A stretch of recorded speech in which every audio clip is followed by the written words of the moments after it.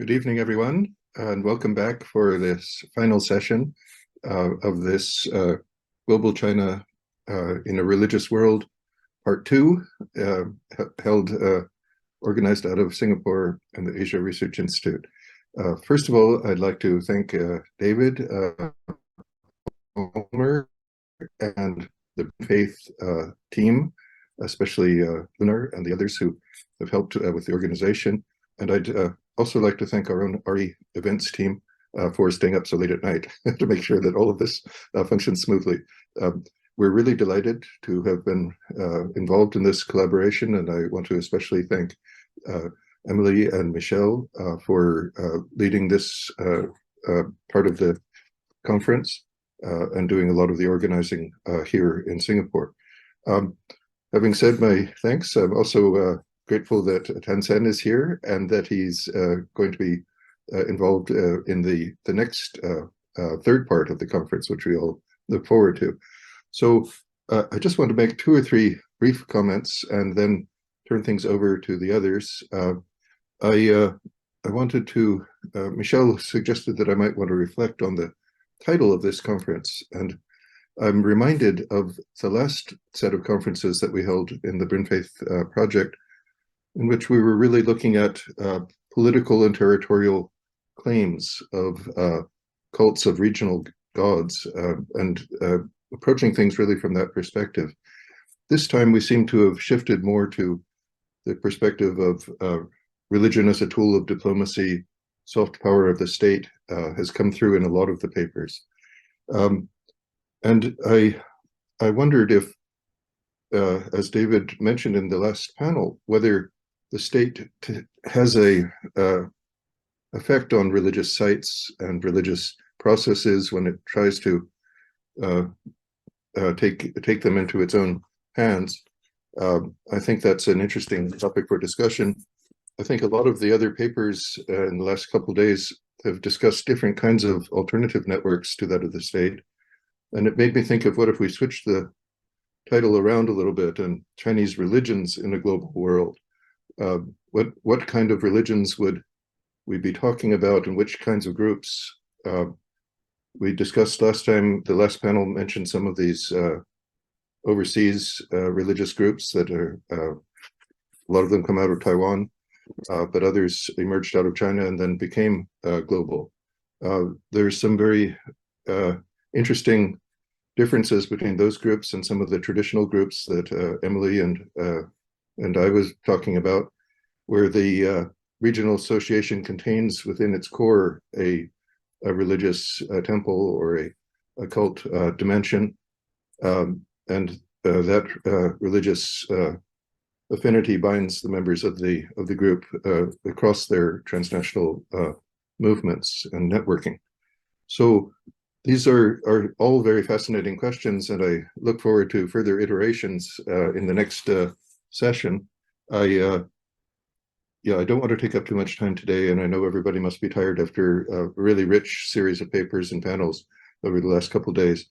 So I think I'll just leave those questions hanging, maybe to ask ourselves, how global is the China we're talking about here, actually, and how religious is the world that China wants to find through its use of these soft powers and its own. I'm often struck by the sophistication of the traditional Chinese networks with their religious core and religious affinities and religious beliefs. They're so really good at working past obstacles set up by states and creating networks and connections of all kinds. Whereas state agents tend to be a little, have their hands tied a bit, and often are not quite as subtle in their use of these networks. And we sometimes see that when they try to enter into them and sort of transform the networks by that process. In any case, I'll leave it at that, and thank you all for your wonderful papers and your really excellent participation over the last couple of days, and especially thanks again to Michelle and to Emily. I don't know if either of you would like to add a couple of comments at this point. I would like to jump in. Um, I always say I'm not going to talk, and I always talk too much, and here I am again. Anyways, I first need to thank Valerie and Minghua so much because their technical expertise behind the scenes makes everything here possible, and I really appreciate what you guys are doing once again. So thank you. And of course, I want to thank everybody who's contributed to this conference so far. Um, so just a couple of thoughts for me coming out of today, specifically. Listening to all these fascinating cases, I kept thinking about two things. One, it has to do with timelines and temporality, and the other has to do with methodology. So the timelines and temporality aspect for me comes about because many of the scenarios and the case studies that we've heard today involve either long historical trajectories or their or the kind of like putting to use of history for the present, right? This, bringing history into the present, but they're also happening at moments in time which are actually quite volatile in some cases.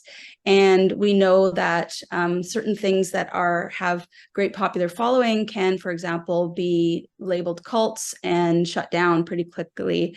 Sites that have become too perhaps grandiose, whether they're Buddhist sites or Muslim sites, can also be even demolished, as we saw in the last conference with Joss's example of the statue.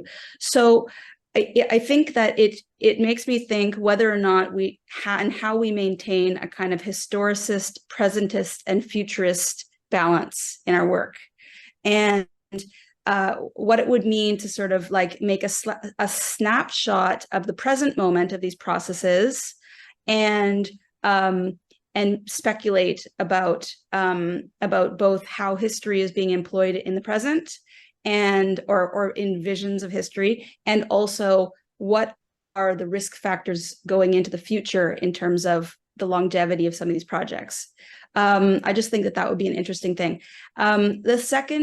So that's my first point. My second point that I'd like to make is that I found myself feeling like there is perhaps a group of people in our research, in our ethnographies, in our historiographies, that's sort of missing. The voices of certain kinds of people are slightly missing. And these people might be these kind of middle, I mean, we have some of their voices, but like the people who are key actors in developing projects, not the lay people practitioners, not the state level, but these other people, for example, who are responsible for, trying to push forward the halal legislation. I'm drawing on case studies from the first conference.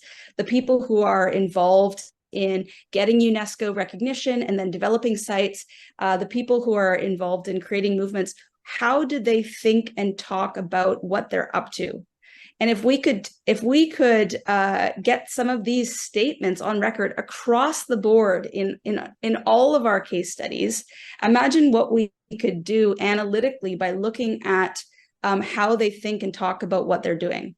In there we would see people operationalizing all kinds of different logics, state logic, religious logics, territorializing discourses, all this kind of stuff. So I think that would be really interesting. Of course, we can't go back in time and and do all our own individual field work, but yes, I think that's it seems to me that what we have produced collectively here is this space between a kind of top down and bottom up religious initiatives and developments in various locations. So with that, I will pass it either to Michelle or David. I can just add a few words to again thanks the RE event team that been very efficient in coordinating all of this and elaborating on this. I think this conference, especially this format, is a clear post-COVID academic effort to combine together new tools we have to produce scholarship on what's going on around us. So we have these 3 sessions and in 3 different places and formats, and that's quite unusual. And I think that reflects how our world is changing, and academia as well, and how we have to seize opportunities to respond to challenges such as lack of funding for sometimes to bring all of us together, but also ecological concern that we cannot jump in an airplane just because we can. So having the opportunity to use Zoom and work together, exchange ideas, bring all kind of even more different kind of scholars at all different stages of their career, this is very precious. And I think David has been extremely creative and generous in bringing all of us together through different means and formats, giving us opportunities to move forward and deepen our understanding of Chinese religious networks. I even don't know how to call them anymore after those 4 days. But no matter what, it's not just about the topic that we're trying to identify and the networks that we're exploring, but it's also the tools we are mobilizing to do that. I think this is our duty, and I want to thank David for taking this duty very seriously to generate new formats and new ways to interact, and allows us to reflect and produce hopefully good scholarship. And with that, over to you, David. Okay. Yeah, so here we are after 2 days online. So it kind of felt like going back into COVID. Although the weekend conference at Hong Kong U was the first in-person conference that I had, the first major that I had been at in a long time. So right, so we're hybrid COVID post-COVID, yes. Yeah, actually some of my the past 2 days, I think what was interesting for me is the first session in Hong Kong. A lot of the papers, there was a lot of papers on foreign policy, on interstate relationships, how Iran, for example, deals with China, how different Islamist groups discursively are looking at China, and so on and so forth. And here we were getting down to the real people who are going around. And it just occurred to me that, you know, as Tansen had said, these people have been moving around and circulating for millennia. And people are like ants, and they'll just go around, and they're going here and there and going everywhere. And if you build a wall, they'll go through the cracks, and they'll go over the wall and under the wall. And when the wall starts fissering even more, there'll be more ants. And then when they try to patch it up, there will be a few less of them. But the ants will always be there, and they'll always be circulating. And so that's what I think that's what we were really looking at, these very, very granular papers in these 2 days, whether it's people who are carrying, who are driving shipments of marble between Myanmar and China, and who are carving up Buddha statues, and who are paying their employees, the interpreters who are in Yiwu, and who are navigating the Islamic faith and business in these very specific transactions.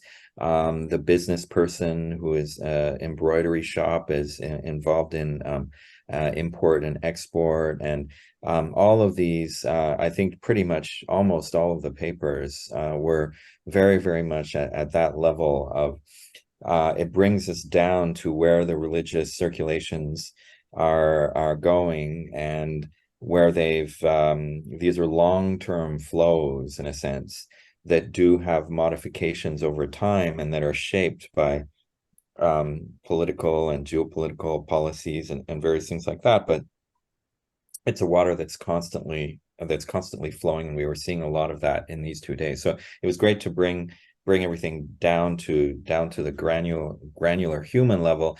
And it's interesting because then it made me think of the this is exactly what is part of the BRI itself too, is the people-to-people relations and the 民心相通. But it's interesting because then you see that because we in fact the project this project has drawn some attention from actors, Chinese state-related actors who are actually concerned about the problems of the obstacles or difficulties in the people-to-people relations, and want to do something to improve it. And so a lot of the things that are being on display in these 2 days are actually examples of this is the people-to-people communication that's building ties between China and the rest of the world.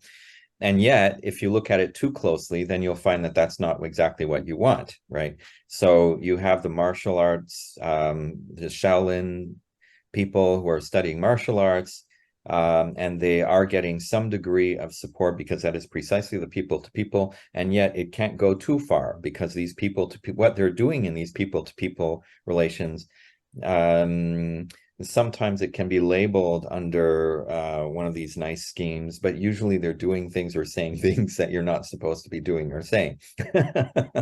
So the people to people just never really comes down to the people in a sense. And so that's really one of the big paradoxes of the desire to create friendly relations at the people to people level. Many of those friendly relations do take place in the realm of religion. And there was an important quote that was given by, it was in the paper on Shaolin. I can't remember the exact words, but it was precisely that there are policies that encourage us to do certain things, but then there are always policies that restrict us at the same time. And this is exactly the paradoxes that we're finding in the BRI and religion as potentially a vector for enhancing the interconnectivity between China and the rest of the world, and which actually is at the true people-to-people level, but it's one that just can never really fit with the visions, the secularized and state-based visions of the BRI. So this, I think that was good to bring us down to this level. And then in the next session in NYU Shanghai, there will be more back to international relations with, but looking at some countries that we haven't looked at so far. There's going to be a lot on South Asia, so a cluster of several panels and papers on Sri Lanka, the Himalayas, India, Pakistan. So there's going to be, so South Asia is will be a big part. So everybody come for that to learn more about the South Asian dimension. And there will be more even about how the populist far right, Christian far right in Hungary, for example, engages with China, Saudi Arabia, and the Arab world. So we will we will go back again from the people back to the international dimension, and also to other countries that we haven't talked about so far. So I also want to just share some of my evolving thoughts on the publications that can come out of this. So on last weekend, I said that I could see there's really room for an edited volume on Islam and global China, because we have a lot of papers which cover so many different dimensions. And so there's definitely room for an edited volume on that. And now I think we also have room for an edited volume on Buddhism and global China. And we will have more, especially with the South Asia papers. I think there will be then also a good collection of papers that has a lot to say on different dimensions of Buddhism and global China. And then, as Ken just mentioned, there may also be room for a third, either a volume or an edited special issue on Chinese religions and global China, or global China and Chinese religions. So looking at the diasporic religions, the new religions, the Iguan Dao types, and all of these different groups.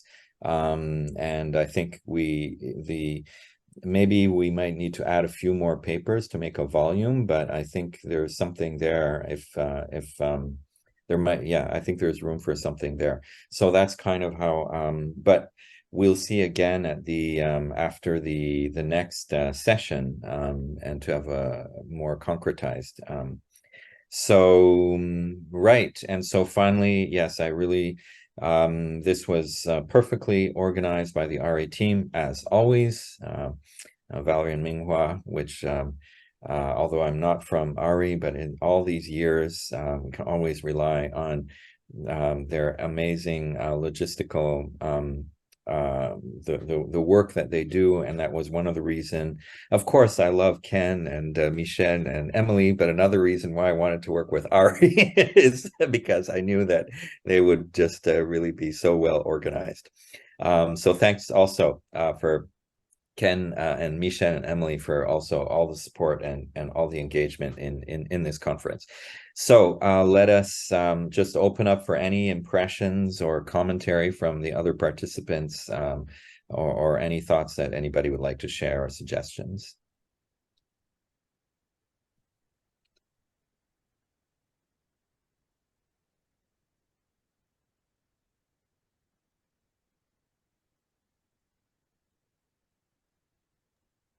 On our side, we may try to generate special issue on Catholics. Oh, right. Yeah. And we But should. that's not confirmed. It's just amazing to me how Catholics are still 10 millions of Chinese citizens. Right. And have probably at least, I don't know, 5 more Chinese something else Catholics, Chinese Filipino Catholics, Indonesian. We have 1 million in the Philippines, 1 million in Indonesia. Anyway, it's not a larger number, but the Catholic Church, or the Catholic population worldwide, is as large as China, and I'm still amazed to see how little research there is on the overlap on these two gigantic populations and their interactions. Right. Yeah, and the number of papers on Christianity in general, including Protestantism, I don't know. Compared to that with Islam, and we didn't get a lot of papers on. We have only about 20 million Muslim in China. Anyway, so we will rediscuss this at the end, but we may try to have a special issues on the Catholic side. Excellent, excellent, excellent. Ken, you are muted. Sorry, you might want we have Yasmin Kopen and Ken, you're muted. Yeah. Hear me now? Yeah. Michelle, please mention the Materialities conference coming up next week for those who might be interested. Yes, we have a conference on Asian Catholic materialities here in person and online. Again, a hybrid effort. And we have at least 3 papers on Chinese something. One in Hong Kong, one in Shanghai, one historical, and 2 contemporaries. Yeah. Okay. So Yasmin, yeah.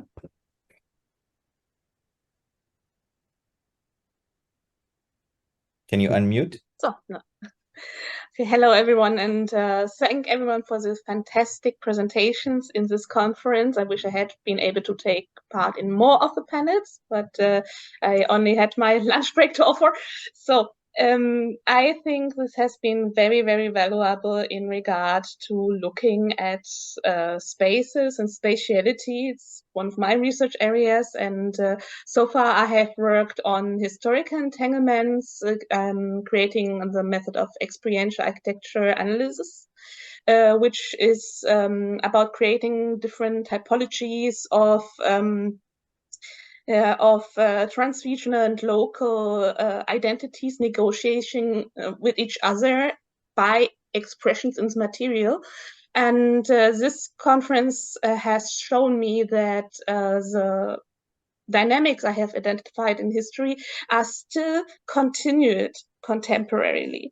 This is really interesting. So we have some really old ideas about how to present staged legitimacy and multi-state relationships that express themselves in art and material in the same way for millennia, basically. And I find it fascinating that the tools have changed in some way, but the principle remains the same. And especially that some sites have preserved their how to say that the diplomatic potency over such a long time. So I have already talked to Kai that I have also done some research in the Luoyang area, and there are several sites that have such diplomatic identities, originally in different Chinese regions and then slowly expanding beyond China and also to the Vietnam area. So I think that this is a really good point to investigate further, how this often in contemporary topics forgotten art and material factor is still influencing our perception of political performance. And how, of course, it cannot really be separated from religious entanglements. Thank you. Thank you.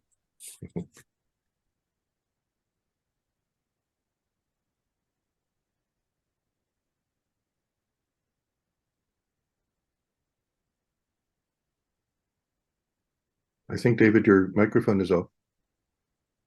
It's been 2 days, and for those of us on our time zone here, it's getting late. So if there are no other comments, I'd also just like to finish off by thanking all of our presenters and the panel, the commentators and chairs for all of our sessions. Thank you so much for coming. Thank you all, and I look forward to seeing you all in 2 months with NYU Shanghai.